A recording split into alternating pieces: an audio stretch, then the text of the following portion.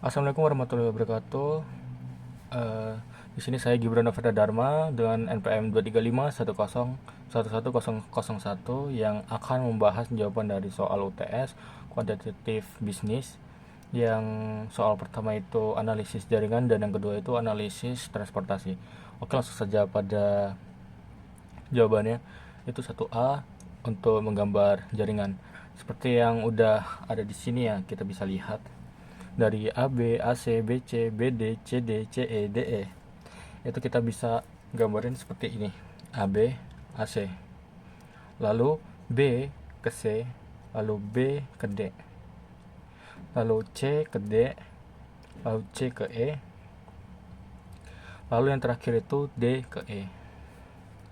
Lalu untuk jawaban nomor 2 sendiri, itu kita mencari lintasan terpendek. Nah, seperti yang ada di gambar ini ya. Itu ada ABDE, ABDE, lalu ada ABCE. Untuk informasi E itu tujuan terakhir. Lalu ada ACE, lalu ada ACDE, dan yang terakhir itu ABCDE. Ini yang terpanjang, sedangkan yang terpendek itu ACE. Nah, untuk catatan, metode CPA digunakan untuk mencari jalur kritis atau rute terpanjang dalam sebuah proyek. Nah, sedangkan metode PERT digunakan untuk menghitung estimasi durasi proyek dengan mempertimbangkan unsur ketidakpastian waktu.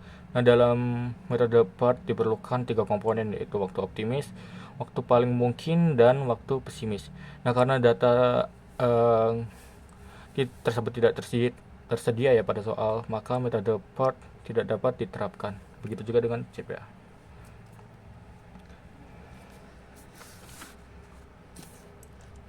Lalu yang terakhir itu 1C, untuk menjawab soalnya itu analisis trading membantu perusahaan logistik memahami alur kegiatan distribusi secara menyeluruh. Melalui jaringan ini juga perusahaan dapat melihat hubungan antara aktivitas, menentukan jalur yang paling efisien. Seperti yang tadi, itu jalur yang paling efisien itu jalur ACE, itu jalur yang terpendek, serta mengetahui bagian mana yang paling berpengaruh terhadap waktu penyelesaian keseluruhan.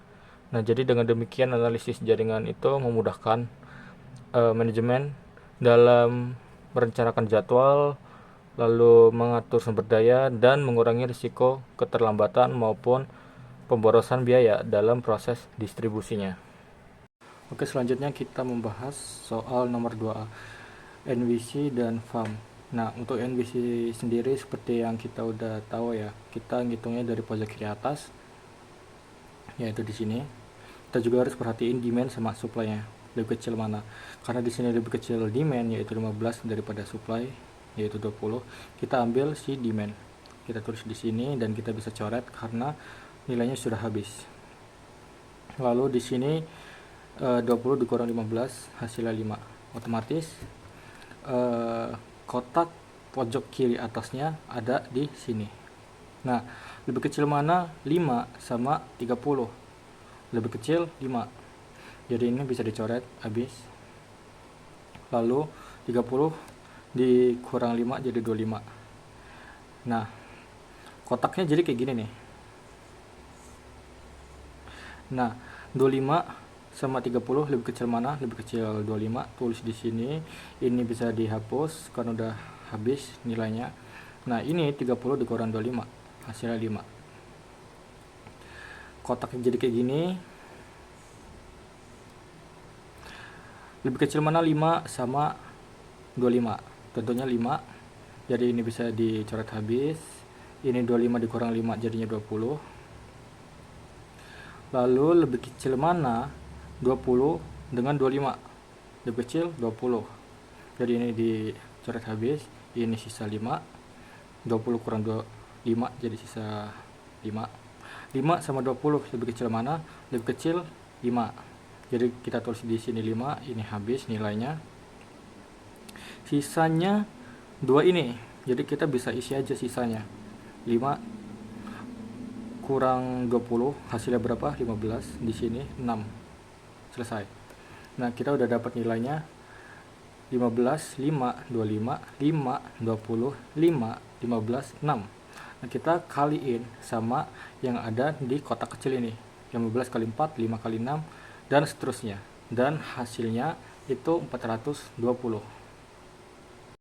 Oke, selanjutnya itu ada metode PAM, yaitu metode yang mengurangi nilai terkecil pertama dengan nilai terkecil kedua.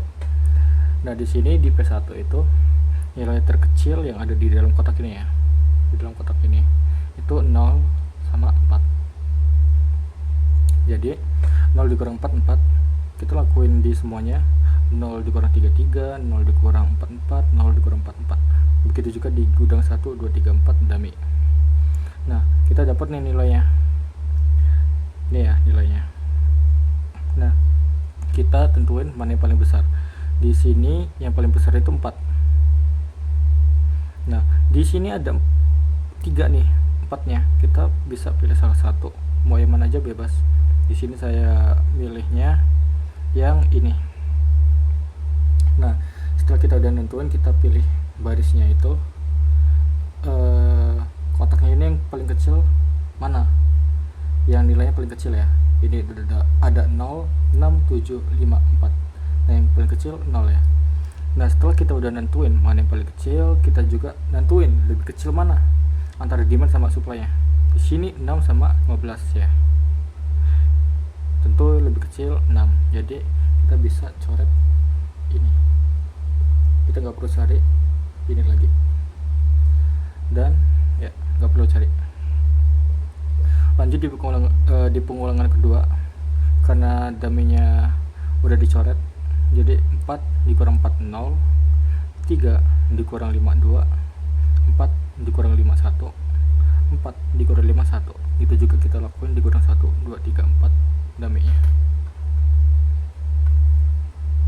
Nah, sama kayak tadi, kita udah cari nilainya, kita cari mana yang paling besar. Di sini ada 2 nih yang besar, nilainya 2 juga. Nah, kita bebas mau pilih mana, mau yang bawah atau yang atas. Karena saya pilih yang atas, kita pilih yang di dalam kotak ini yang paling kecil, antara 5, 3, 7, 5. Tentunya yang paling kecil 3 ya. Nah, kita tentuin demand sama supply mana yang lebih kecil. Karena nilainya sama, kita bisa coret dua-duanya. Jadi kayak gini.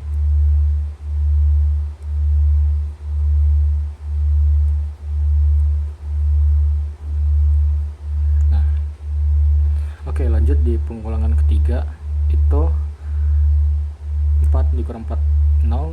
Lalu ini nggak perlu dicari lagi ya, karena udah habis nilainya.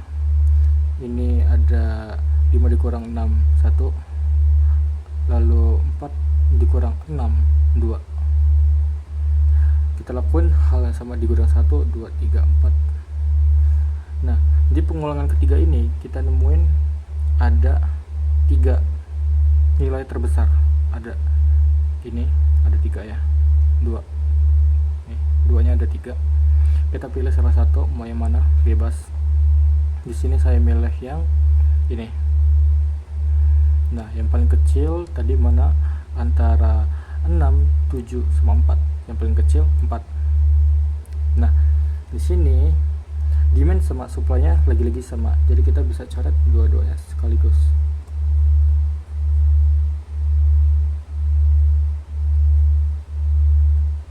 Oke. Jadi ini nggak perlu dicari lagi. Ini juga nggak perlu. Nah, di pengulangan keempat ini yang terakhir itu ada 4 dikurang 8 yang tersisa ya. Itu 4. Lalu 5 dikurang 6 itu 1.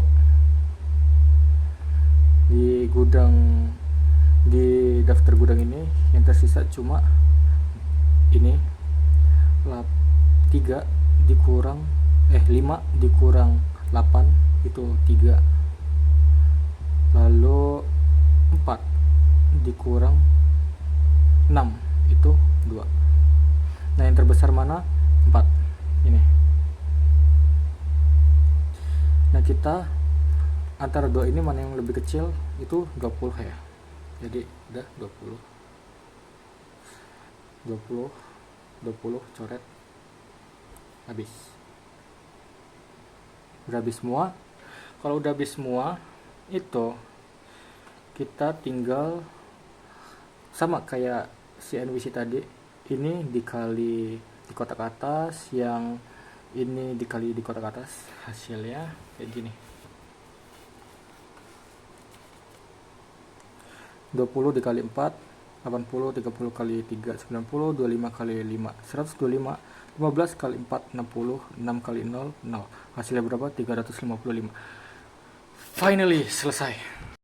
Oke, selanjutnya kita akan membahas metode stepping stone, metode yang kita bakal mengisi sel kosong seperti contohnya ini, sel kosong. Itu lalu kita akan melakukan looping. Dan seperti yang kita tahu juga, di stepping stone itu ada rumus plus minus, jadi kita tentuin salah satu sel ini yang bisa kita loop, yang dia bisa balik lagi di tiap loopnya itu ada angka di dalam sel tersebut. Seperti ini ada. Sebenarnya di sini ada beberapa angka, beberapa kotak yang di dalamnya ada angka yang bisa kita looping, seperti ini bisa, ini juga bisa, atau bisa juga berlawanan arah jam, kayak gini juga bisa, gini juga bisa, gini juga bisa. Tapi di sini saya akan ngambil yang di posisi G4 P2. Nah, di G4 P2 ini kan kosong ya. Nah, kita tentuin dulu arahnya mau gimana loopingnya. Di sini kan ada nih, di bawah ada angka. Habis itu ke samping juga ada angka. Lalu ke atas juga ada angka. Dan dia bisa balik lagi.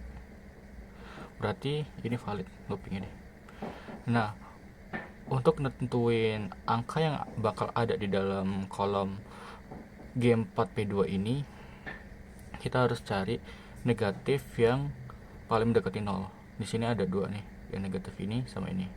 Nah, mana yang paling mendekati 0? Karena sama-sama minus 5, jadi kita masuk ke 5 aja langsung. Di sini plus 5. Nah, jadi setelah kita dapetin nilainya ini, kita bakal masukin ke setiap kolom yang ada di looping. Ini plus 5. Jadi totalnya ini minus 5 tambah 5, 0. 20 plus 5, 25. 5 min 5 plus 5 sama dengan 0. Nah, setelah kita dapat, kita buat tabel baru. Ini namanya yang bisa di looping ini ada di G4, cuma ini yang bisa di looping 4. Nah, kita tentuin dulu, pastinya di sini plus dulu, ini minus, ini plus, ini minus. Nah, di 2 minus ini min 5 sama min 5 sama kayak tadi, kita tulis aja min 5 karena nilainya sama-sama 5. Kita looping ke bawah, ke sini, ke situ, ke sini.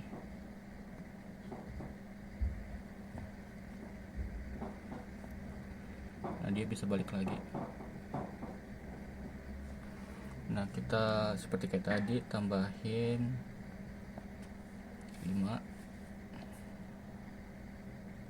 Jadi ini hasilnya 0. Di sini hasilnya 30. Di sini hasilnya 0.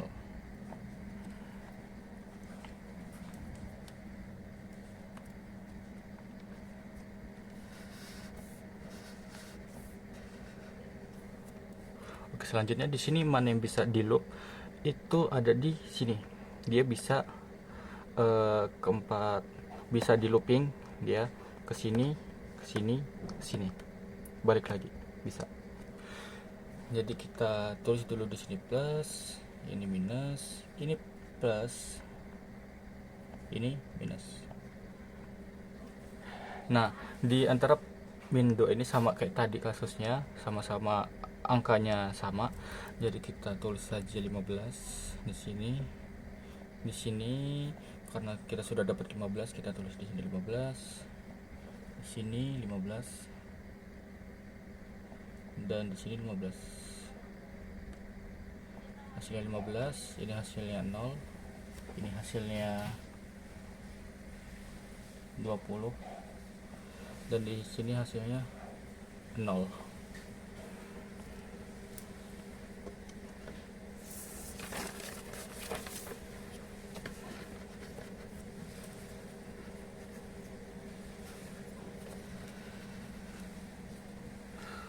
Oke, jadi hasil akhirnya itu kita dapat di sini 20 di G4P1, di G2P2 itu 30, lalu di G3P3-nya 25, dan di G1P4 ada 15, dan yang terakhir di dummy P4 itu 6. Setelah kita hitung seperti yang biasa ya, 20 itu dikali 4, pokoknya angka yang di sini bakal dikaliin sama yang ada di kotak kecil. Ini dikali ini, 30 kali 3, 25 kali 5, 15 kali 4, 6 kali 0. Hasilnya ini, dan hasil akhirnya 355. Sama seperti metode FEM. Jadi metode FEM udah paling optimal. Jadi untuk menjawab soal nomor 2C, hasil perhitungan menunjukkan bahwa metode NWC menghasilkan biaya distribusi sebesar 420 yang seperti kita ketahui dan sudah hitung sebelumnya, sedangkan metode FEM dan stepping stone menghasilkan biaya yang sama, yaitu 355. Nah, hal ini berarti metode FEM sudah memberikan solusi yang paling efisien dan optimal, karena setelah diuji coba dengan stepping stone tidak ditemukan hasil yang lebih baik dalam konteks bisnis. Nah, hasil ini juga menunjukkan bahwa penggunaan metode yang tepat dapat menekan biaya distribusi, sehingga perusahaan dapat melakukan pengambilan keputusan yang lebih efisien dan menghemat biaya operasional.